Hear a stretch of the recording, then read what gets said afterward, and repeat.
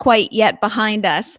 It's the Plant-Based Business Hour. I'm Elysabeth Alfano. Thank you for being with me today. I have an incredible guest for you, but before I bring him on, I just want to give a little reminder as to why I decided to start the Plant-Based Business Hour. I really want to have a platform that allows consumers and investors to get behind the people who are truly making a difference for our future. A group of people who are trying to give us a safer food supply so we do not find ourselves right back here in COVID-19. I don't think anybody wants to be out of a job any longer, and I don't think anybody wants to be quarantined at home. And so how do we find ourselves just not chasing a vaccine, which believe me, we need, but it would be lovely just to not be back here again. And so as we look towards a safer future, it's imperative that we look towards a safer food supply. And that's why I have the CEOs and analysts and investors and innovators and scientists and technicians all here every weekday at 1 p.m. on the Plant-Based Business Hour. Okay, I'll just throw out a little bit. If you can't make the Plant-Based Business Hour at 1 o'clock during the week, you can always go to the Awesome Vegans podcast. Everything is archived there. You can find it there, subscribe, review, hit up iTunes. It's right there. Or if you'd prefer to see the video, it's always archived on ElysabethAlfano.com. Just click on the Awesome Vegans interviews link and you'll see everything for the Plant-Based Business Hour. Okay, so let me bring in my very fabulous guest.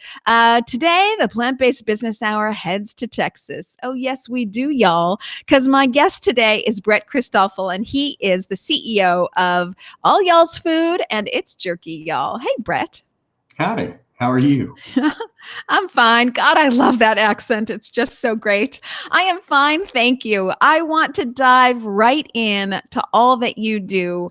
Tell us all about It's Jerky Y'all. And I will say that I'm going to throw up an image because I cannot show you the actual product because I ate it all. So I'll throw up It's Jerky Y'all so people can see it. Why did you decide to start It's Jerky Y'all? Well, I came up with It's Jerky Y'all. Let me go backwards a little bit. In 2013, as a result of realizing what foods nourish people and what cause harm, I opened a organic, raw, vegan juice and smoothie bar with some friends up in Van Alstyne, Texas. It was called Pharmacy Fountain. And even though I was still eating meat on the regular, I knew that this would nourish people, not harm them. That after about a year that failed, but I got really good with the dehydrator. Fast forward a few years and I stopped eating. I had an event where I realized that I loved all animals and can no longer eat them. And that was about a little over 4 years ago. And from that point forward, I realized I wanted to do something, but I was looking at maybe a restaurant or food truck or something. And then I realized, opening a restaurant's like getting a second wife and 5 more kids or something. I mean, it's crazy. Which we don't really want. Yeah.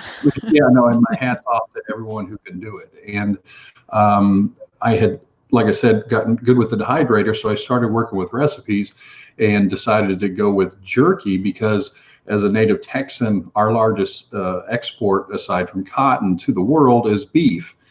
And I love a cow like I love a dog. And so rather than just bitch about it, I decided to work at changing it. And so that's why I started All Y'all's Foods and started with It's Jerky Y'all. I love this because this is what all the entrepreneurs have in common. Rather than just complaining about it, you decided to make a difference and do something about it. And you're using your skill set to really make a difference. So of course, thank you for that. So you've given me a little bit of an understanding as to why you started with jerky first. So you had dehydration under your belt. So that sort of, I think, makes jerky easier. But I'm wondering why you decided to go towards the snack market than maybe other kinds of foods.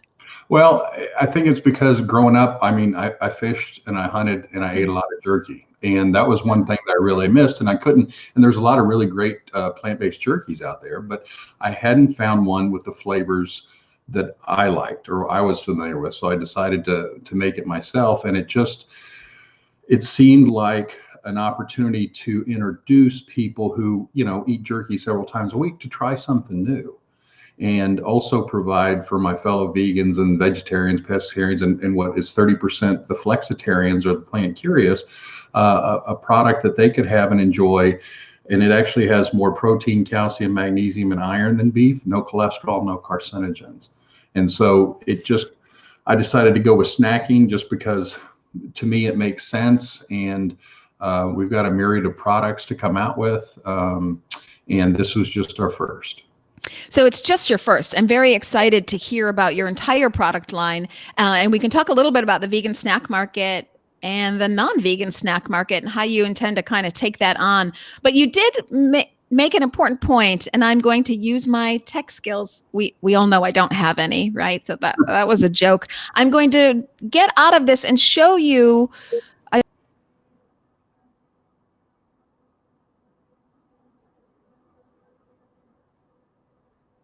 I'm sorry. I'm not sure people can still hear me. I don't think Brett can, but I want people to see this image that I'm throwing up. Brett, perhaps you can walk people through the benefits of soy over beef. So basically what we're talking about here is It's Jerky Y'all, because It's Jerky Y'all is based on non-GMO soy. Maybe you can talk about some of the benefits and comparisons, because I think it is often a misconception that people think meat has the protein and meat has the nutrients. Oh, we are so here to school you. Take it away, Brett.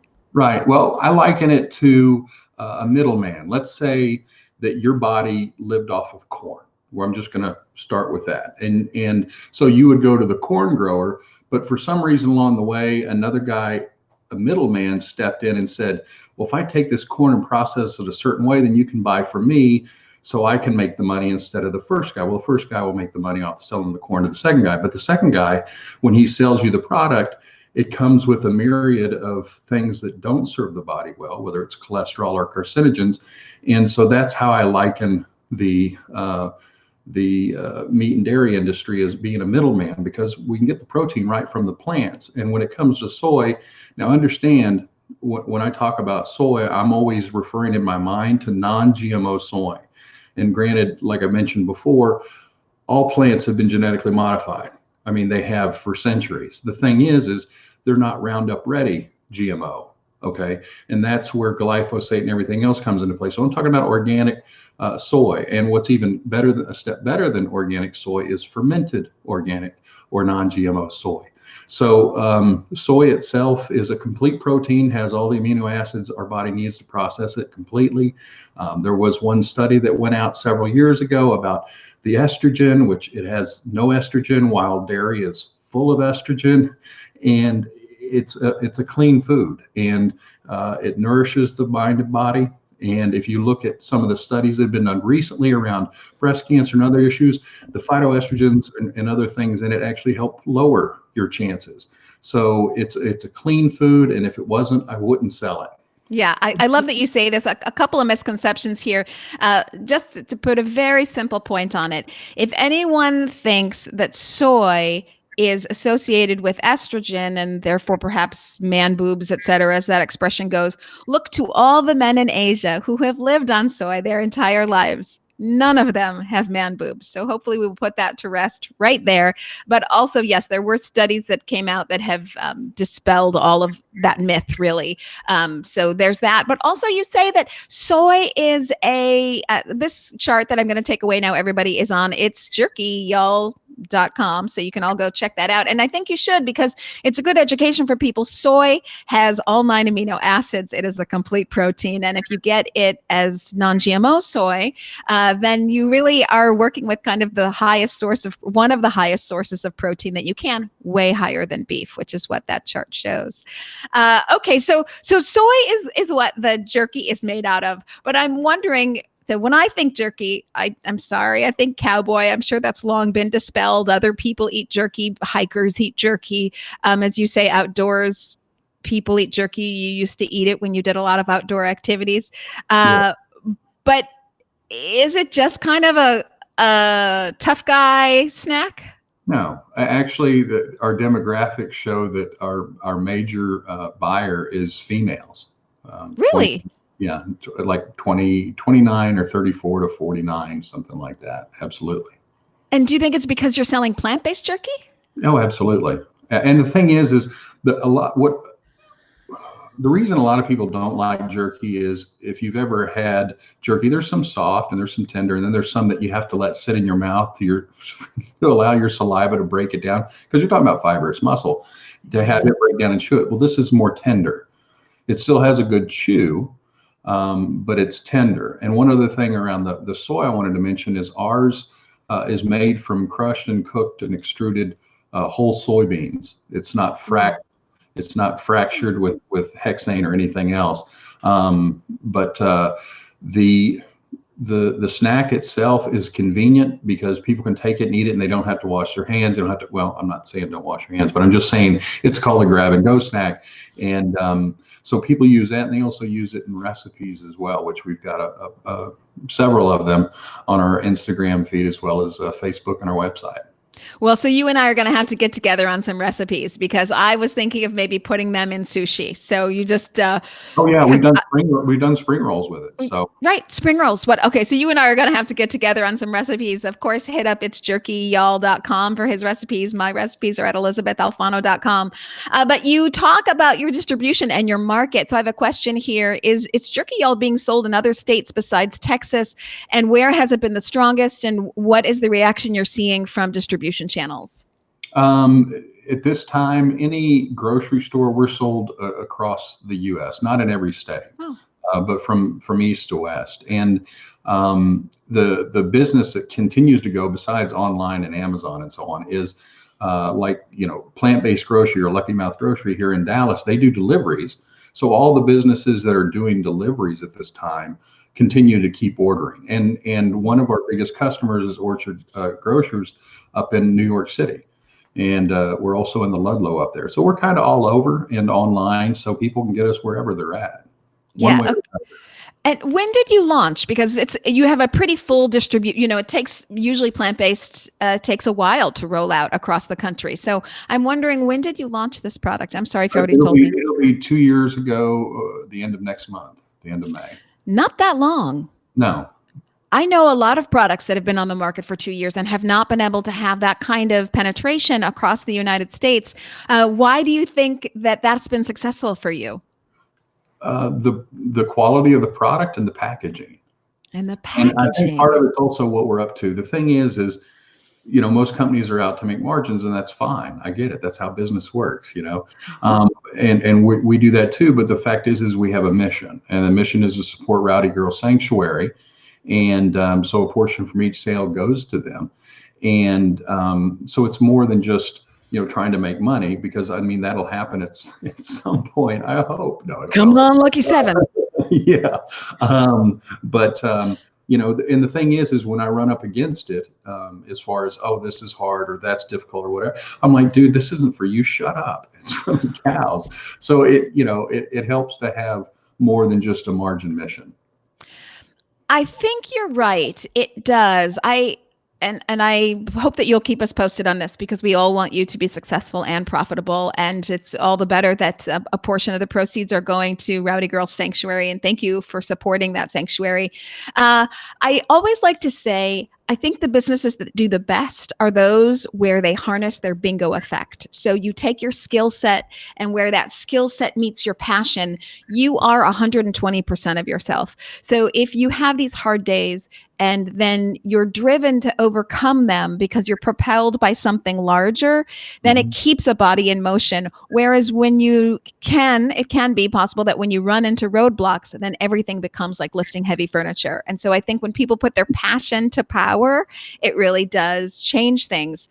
So thank you for doing that. When do you think you're going to go beyond jerky? This summer.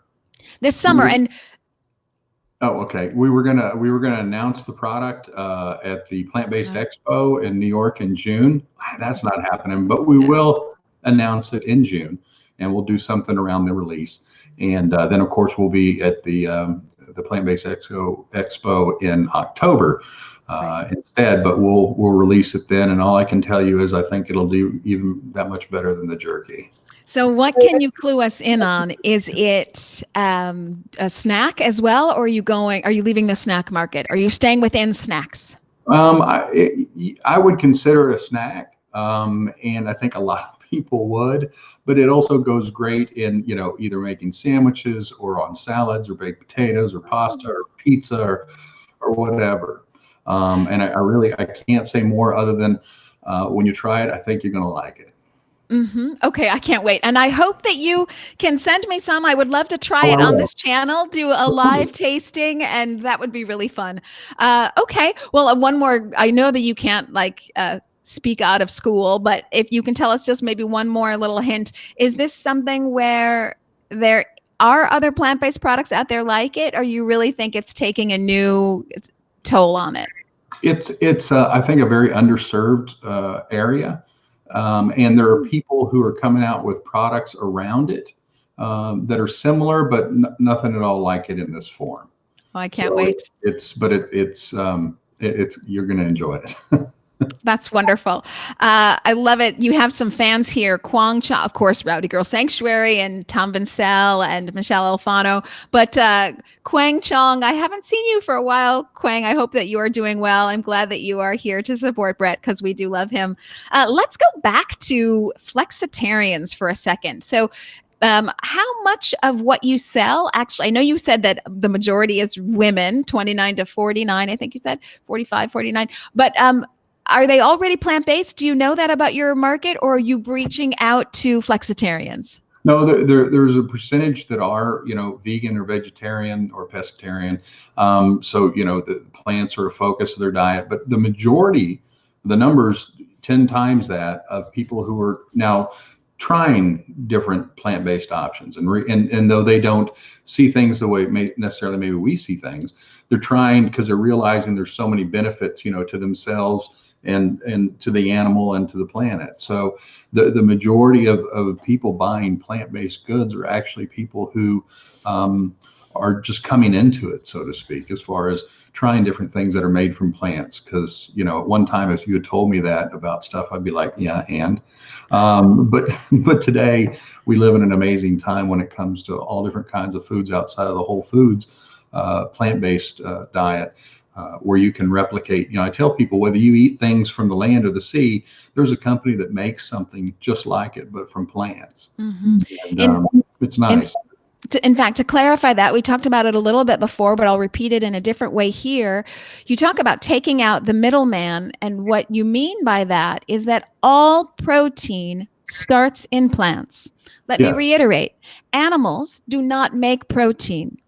So if you have protein in plants, let's say wheat, soy, corn, we cut down trees, which we do need because trees pull carbon from the air. And so to mitigate our climate damage, we want to keep trees. We don't do that. We cut down trees and we plant corn, soy, and wheat. Do we give those protein fibrous foods to people?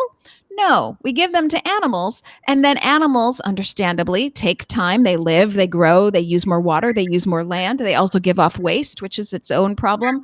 And we waste our resources. So much better to just get rid of the middleman. Don't put your protein into an animal. Just eat your protein. This is a lot better for the animals, actually, and it's a lot better for the earth. So let's talk about some of the environmental benefits that you have just by making plant-based jerky and not your regular jerky.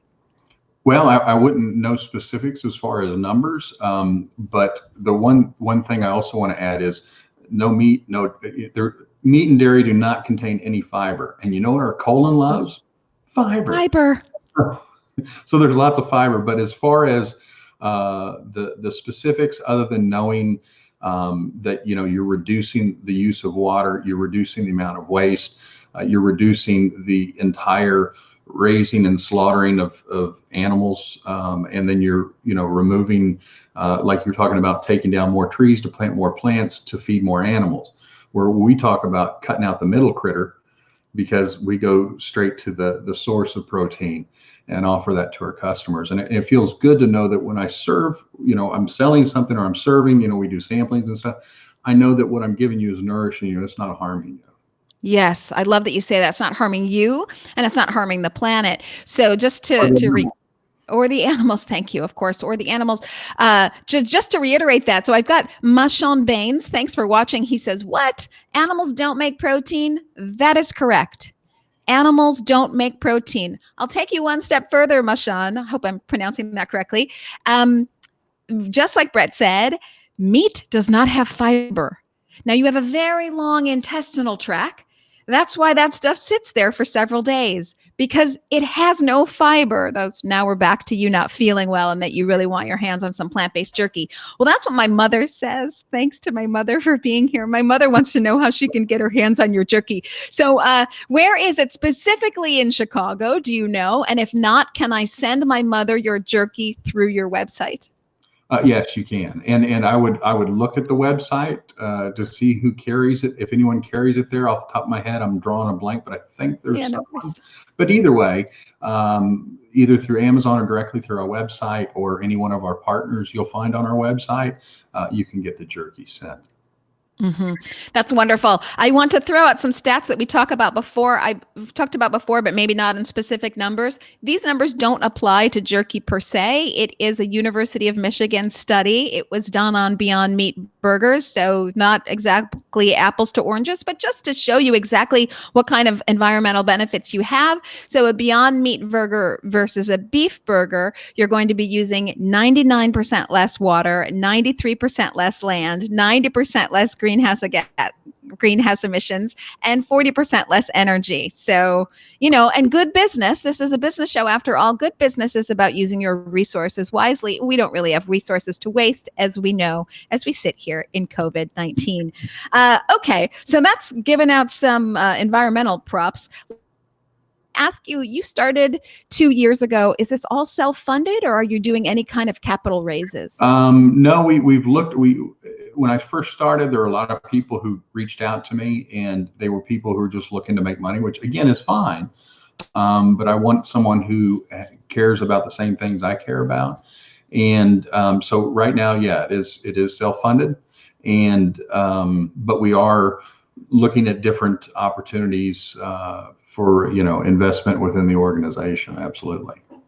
Well, I love that you say this, because you yourself are so mission driven, which is so beautiful. And so many plant-based folks are. But to those people working in meat and dairy, I hope you're tuning into this show, and you're welcome on anytime. In fact, I'd love to have the investors at the Tyson portion of Tyson that's focused on plant-based investing.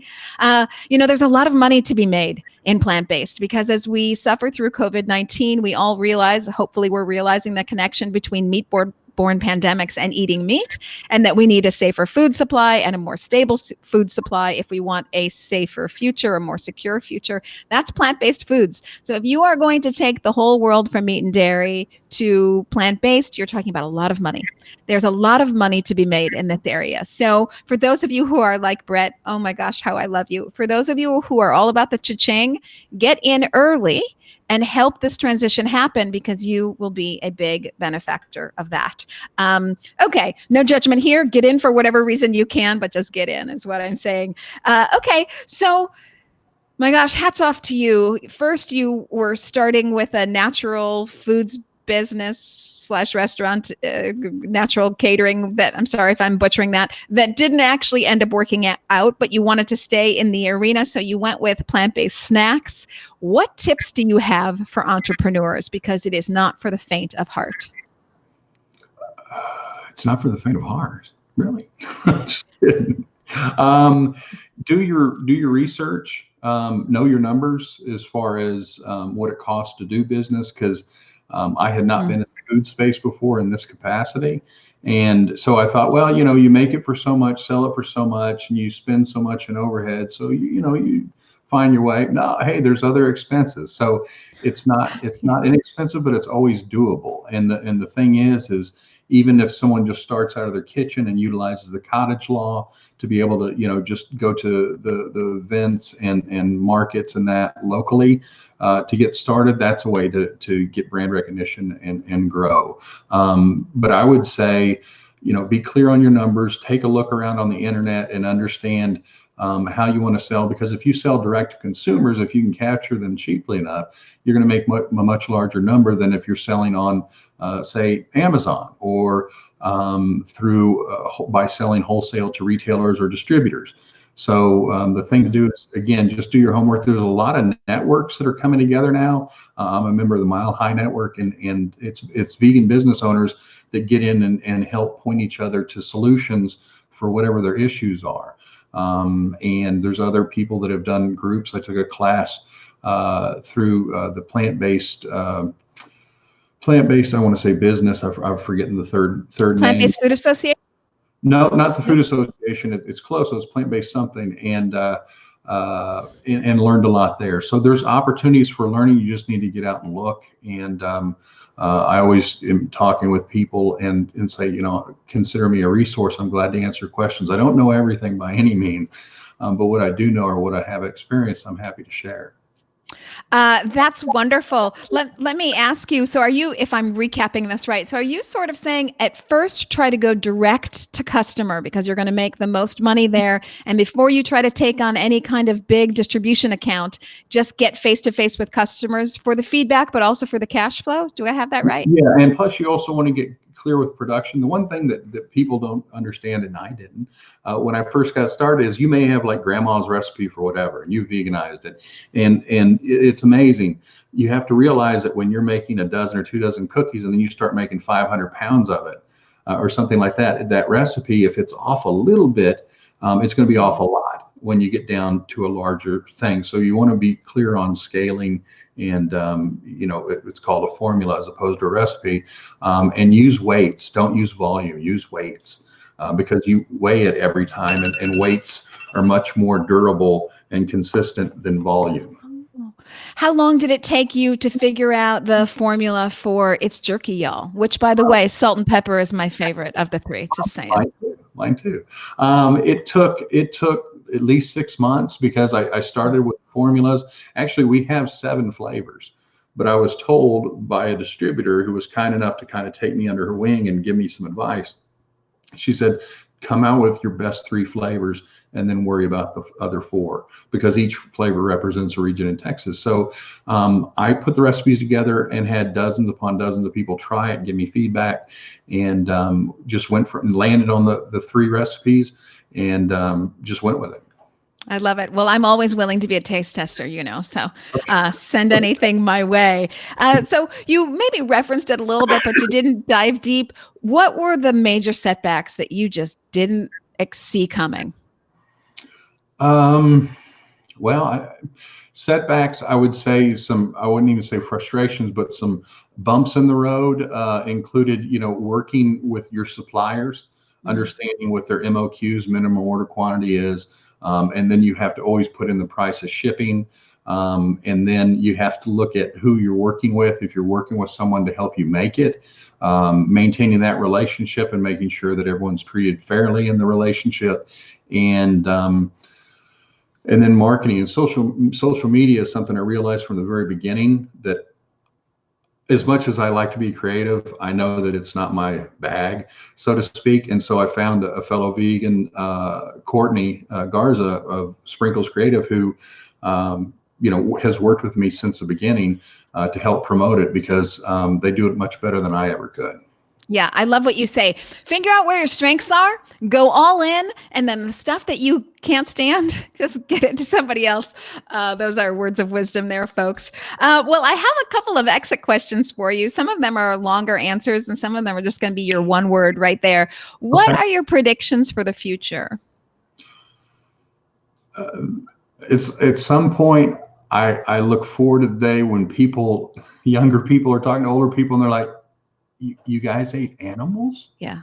What was wrong with you? So I again, but I totally understand, because I know what it's like not to see it at all. I know what it's like to just be like, what are you talking about? We love these and we kill these. What's the big deal? And today I could never unsee it or unknow it. But I would say that the future holds a lot more plant-based goodness. And if you look at just like, say, the leading fast food places, everyone's grabbing a hold of it, and they're putting it into play in a way that it's part of their core now.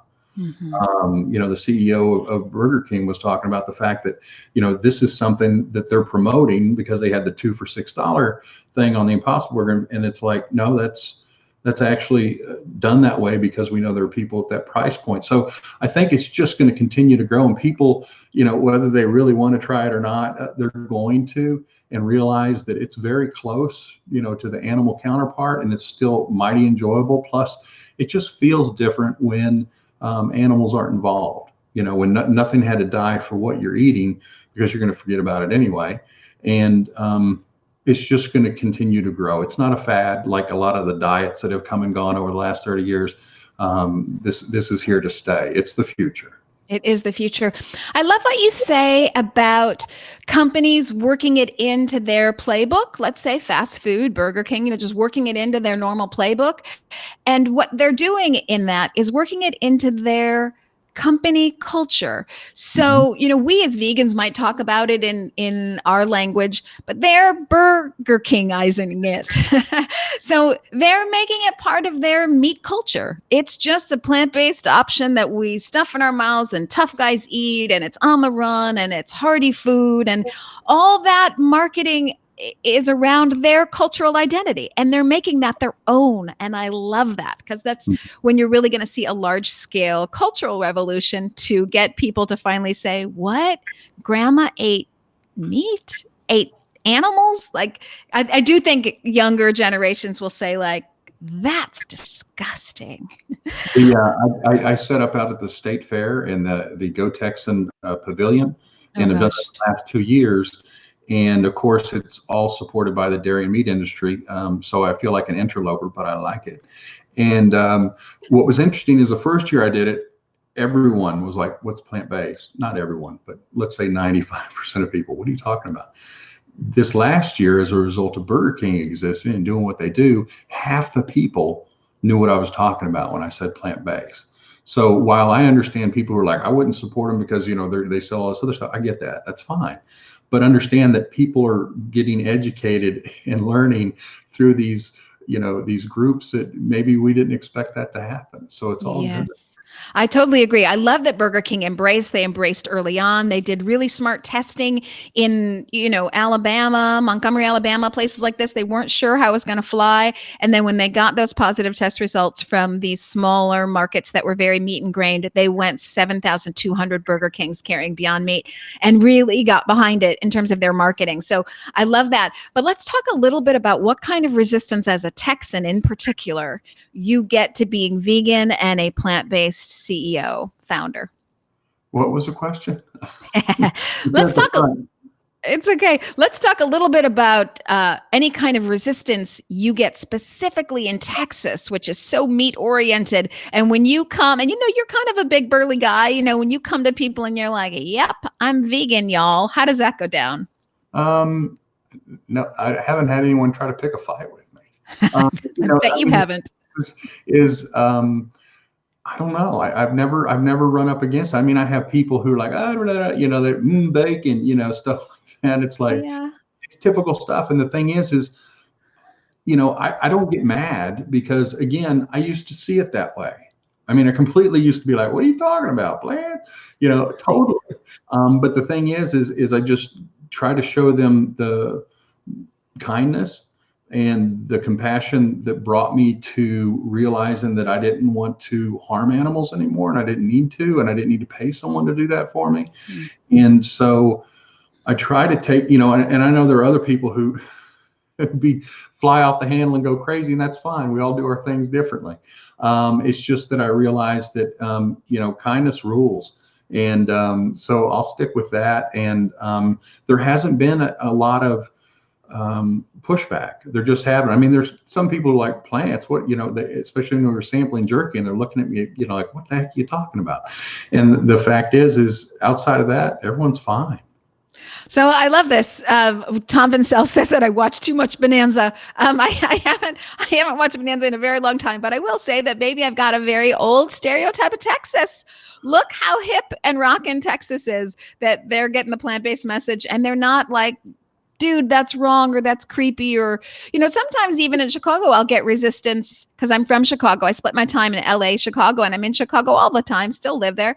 I'll get resistance like, hey, I'll say, hey, have you tried Beyond Meat? And they'll say, don't you try to push your thing on me. And I'll be like, oh my gosh, I just asked you if you've tried Beyond Meat. Like settle down, folks. So I'm glad to see that you're not getting any real Texan pushback. No, I'm not. Go Texas. Go Texas. We love you. Okay. What do you wish you knew 10 years ago that you know now? What animals mean to me, and the fact that I would have loved to have realized this, 10 years ago. But it would be just to know what I know today back then. And can't go backwards, so let's go forward. Well, let's go forwards. Yes, I love that. Absolutely. Well, we talked about this a little bit, but maybe I'm going to bring it back. We did it right up top in the beginning. When was the moment you knew? So for everyone, there's, they've got their story of how they went vegan, but then there's always this one point in time, something happened exactly that day and they switched over, they went vegan and they could never go back. Do you remember when was that moment for you? Yeah. And it was, I had watched a myriad of documentaries, including Earthlings, which I highlight. If you've never seen it and you're like, well, how could I eat more plants? Watch Earthlings. And I didn't finish it. But from that point forward, every time I sat down to eat, I would think about the animal and how it lived and how it died to end up on my plate. And I had published a book called Nutritional Truths. And in that, I spoke of the elephant, the rhino, and the gorilla, and the fact that it blew my mind that these creatures, 10,000 pounds of muscle, they eat plants. Yeah. I was like, wait a minute, that's just crazy. And so I was actually at the zoo, don't hate, with my wife, and she had gotten us tickets for Valentine's 4 years ago. And we went out there and I saw the rhino first, and I saw the gorilla, and then I saw the elephant and the other animals, and it just hit me. I mean, it just fell on me. It's not like, I'm going to decide. It just hit me. I'm like, I can't eat animals anymore. I love this. I told my wife, I said, we're going to Spiral Diner for lunch. And that's a place in Dallas, a vegan diner. That's been around a long time. That's OG. And so, from that point forward, I did no more animals. Now I still do dairy and eggs and stuff. And I stopped 2 years later and was like, okay, done. And that's a transition for a lot of people. They start with meat and then cheese is kind of sometimes the last thing to go. But I love that you say this. So when you see giraffes, elephants, zebras, gorillas, hippos, rhinos, ox, strong as an ox. Yeah, basically they're raw foodists. They're like raw vegans. Yeah. Yeah. Yeah. So that was my moment. And again, it wasn't like a decision. It was just like a veil was lifted from my eyes. And I'm like, I can't unsee what I see now. Yes, right. Yeah. Can't unknow what you now know. Well, you seem like a pretty happy guy. I bet if you ever do have a bad day, and maybe you don't, but let's say that you do, all the distribution channels didn't go the way you wanted. Is there one phrase that you say to yourself to get yourself back on track? For example, go ahead. No, trust the process. I just ask for guidance and to do the next right thing. And I trust the universe. And it's like I've said before, the universe is conspiring with me. And so I'll just keep going. I love that a lot of what you do is just with that step of faith, not necessarily religious, but just with that, the trusting of what's out there. Well, this has been so fun and so informative. And we are all going to, it's jerkyyall.com. I do have the address right here in the ticker below us. It's jerkyyall.com. You're going to get let's talk about the three flavors that we do have: salt and pepper, prickly salt, prickly pear chipotle, and prickly pear teriyaki. We use a prickly pear because it's a state plant of Texas, and each flavor represents a region of Texas. Okay, everybody. So everybody wants to be a little Texan. Let's face it. We all do. We all want to be a little bit Texan. So go to your store. And if they don't have them at your store, go ahead and use your voice, because it's always helpful to back up the purchasing power of your dollars with your voice and say, hey, grocery store manager, I love what you do, but it'd be even cooler if you had me some. It's Jerky Y'all. Or just order on Amazon Prime, because that's all good too.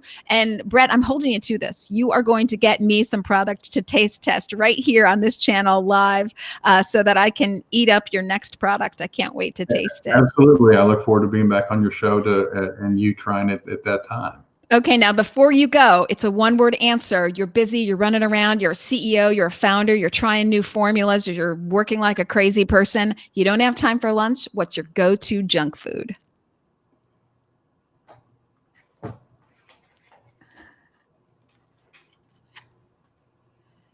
What the heck is that? It is the mild jumbo veggie snack sausage to go. It's by Viana. Okay. From Plant-Based Grocery. Okay. Looks like a giant sausage. It's a giant. I love when you're not eating jerky, of course. I love it that you travel around with like a big giant sausage in your pocket. Okay. Well, that is super fun. It is the Plant-Based Business Hour. I want to thank Brett Christoffel for all that you do, for that bingo effect that you carry with you every day of taking your skill set and matching it to your passion. I want to thank everybody. I'm going to try to just throw out some names. Michelle Alfano, Tom Vincel, Lou Luck, Nancy Alfano. She's so great. Mashawn Baines. I did see Philippa in here, Albert Alfano. There's just a bunch of people in here. I hope I'm getting you all. I probably am not. Thanks everybody for tuning in. I do appreciate it. It's the Plant-Based Business Hour through COVID times. I am here live 1 p.m. Pacific time on Jade Unchained, Monday through Friday. After COVID, I'm going to go to Tuesdays and Thursdays at 1 p.m. where I give a platform to the investors and the consumers to learn about how many people are actually trying to eliminate future COVID-19s so that we can have a safer future. And a safer future is truly only possible if we have a safer food supply. I think that's becoming clearer to all of us. So that's what we do here every day, 1 p.m. Monday through Friday during COVID times, Tuesday and Thursday during non-COVID times on the Plant-Based Business Hour. You can always follow on Facebook and Instagram and all that. And you can go to ElysabethAlfano.com to get the archive of all the videos and interviews, or you can just subscribe on iTunes to Awesome Vegans.